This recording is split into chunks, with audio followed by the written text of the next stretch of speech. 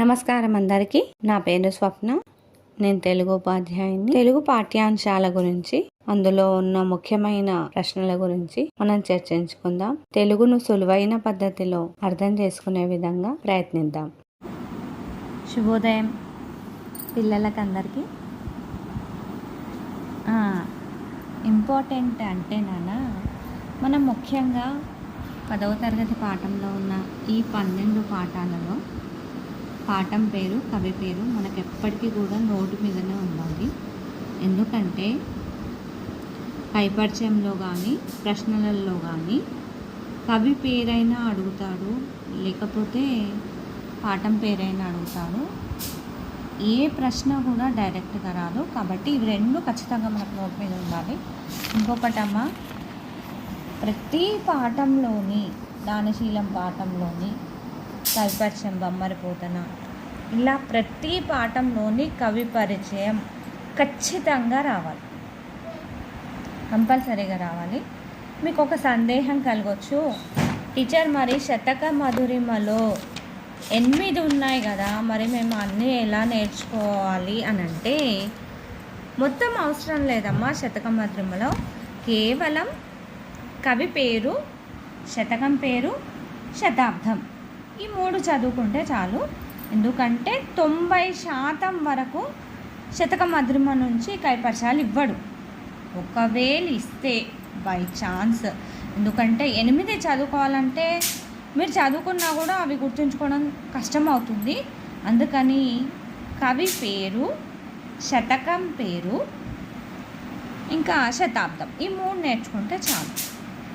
తర్వాత ఇంకా ఖచ్చితంగా 9వది, 10వది, మన అదృష్టం కొద్దీ 8వ పాఠానికి కవి లేడు.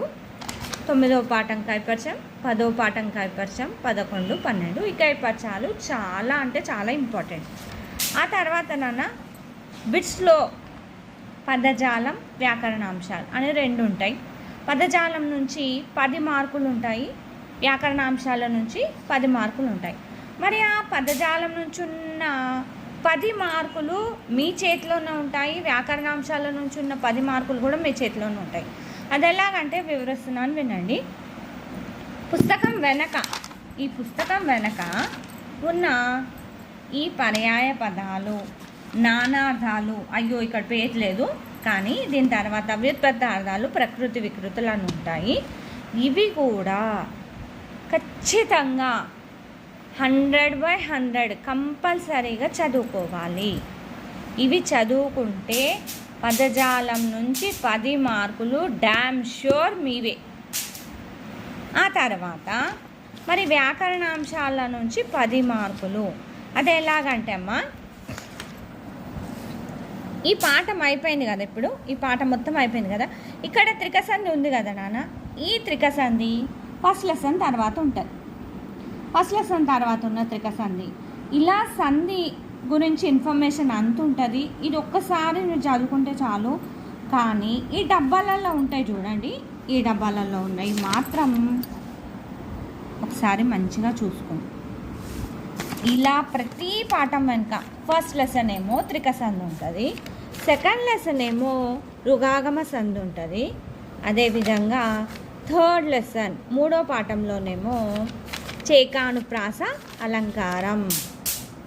ఇందులో ఈ బాక్స్లలో ఉన్నవి ఖచ్చితంగా కంపల్సరీగా మీరందరూ కూడా నేర్చుకోవాల్సిందే, మనకు మార్కులు రావాలంటే. 4వ పాఠంలోనేమో వృద్ధి సంధి. ఇలా బాక్స్లలో ఉన్నవి ఖచ్చితంగా నేర్చుకోవాలన్నా. అదేవిధంగా 5వ పాఠంలోనేమో రూపక అలంకారం. 6వ పాఠంలోనేమో ప్రత్యక్ష కథనం, పరోక్ష కథనం. మరి 7వ పాఠంలోనేమో ఆటవెలది మొత్తం. ఆ తర్వాత 8వ పాఠంలోనేమో అతిశయోక్తి అలంకారం, స్వభావోక్తి అలంకారం. మరి 9వ పాఠంలోనేమో ఏమీ ఇవ్వలేరు మీ అదృష్టం కొద్దీ, ఇచ్చినవే మళ్ళీ ఉదాహరణలుగా ఇచ్చారు, అవి ఒకసారి చూసుకుంటే చాలు.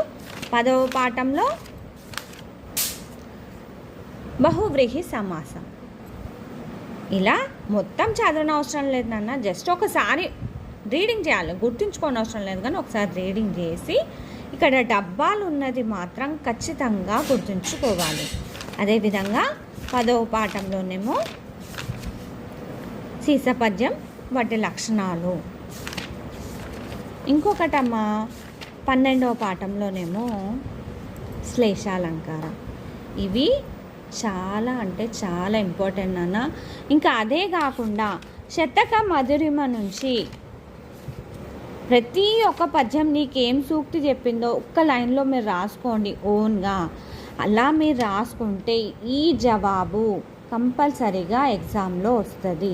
శతక మధురిమ నుంచి నువ్వేం తెలుసుకున్నావు అనే జవాబు మీకు కంపల్సరీగా 6 మార్కుల ప్రశ్నలో వస్తుంది. సృజనాత్మకత అది కూడా అందులో కూడా వస్తుందన్న. ఎలాగైనా సరే ఈ ప్రశ్న ఎప్పటికీ ప్రతి ప్రశ్నాపత్రంలో ఇది వస్తూనే ఉంటుంది కాబట్టి దీన్ని ఖచ్చితంగా నేర్చుకోండి.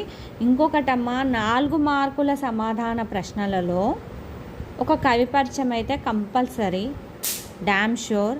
అంతేకాకుండా ఈ భావాల నుండి కూడా ఒక ప్రశ్న ఖచ్చితంగా మీ ప్రశ్నాపత్రంలో వస్తుంది. మీరు రీసెంట్గా ప్రీ ఫైనల్స్ రాసిరు, అంతకుముందు ప్రాక్టీస్ టెస్టులు 2 రాసిరు. కావాలంటే నేను చెప్పిన మాట ఒకసారి ప్రశ్నాపత్రాలు గమనించండి నాన్న, ఖచ్చితంగా ఇది ఉంటుంది. వీటితో పాటు భాగ్యోదయం అనే పాఠంలో ఆది హిందువుల కోసం ఆయన చేసిన కృషి ఏమిటి అనే ప్రశ్న కూడా చాలా ఇంపార్టెంట్. భాగ్యారెడ్డి వర్మ ఆది హిందువుల కోసం చేసిన కృషి ఏమిటి, ఈ ప్రశ్న కూడా చాలా ఇంపార్టెంట్. చాలాసార్లు మనకు పరీక్షలో వచ్చింది, ఇది కూడా నేర్చుకోండి. ఇవి జస్ట్ ఇంపార్టెంట్ అంటే కేవలం పాస్ అవ్వడానికి మాత్రమే. ఇవే కాకుండా మీకు అపరిచిత పద్యం, అపరిచిత గద్యం అయినా రావచ్చు. అదేవిధంగా పరిచిత అంటే నోన్ ప్యాసేజ్, అది రామాయణం నుంచి ఇస్తారు. అవి మీకు ప్రశ్నలు రావచ్చు, లేకపోతే choose the correct answers, multiple choice అట్లాంటివైనా రావచ్చు, ఖాళీలు రాయొచ్చు, ఎట్లాగైనా రావచ్చు. కానీ తర్వాత మీకు చుక్క పద్యాల నుంచి ఒక పద్యం అడగొచ్చు, లేకపోతే ప్రతిపదార్థాలు అడగొచ్చు. ఆ తర్వాత మీకు నోన్ అంటే తెలియని పద్యం కానీ తెలియని గద్యం నుంచి ఒకటి ఇస్తారు, ఏదో ఒకటి ఇస్తారు. దాని నుంచి 10 మార్కులు ఉంటాయి. ఇవి నాన్న చదువుకుంటే చాలు, అంటే పాస్ అవ్వచ్చు. లేదు టీచర్ మేము ఇంకా మంచిగా చదువుతాం, ఇంకా మంచిగా తెలుసుకుంటామంటే చాలా డీప్గా చదవండి. నేను చెప్పినవి కేవలం ఇంపార్టెంట్, అంటే జస్ట్ పాస్ అవ్వడానికి మాత్రమే. ఏంటివి? ప్యాసేజ్ నుంచి ఉన్న క్వశ్చన్స్ చేయమంటారు, మీకు వచ్చవి.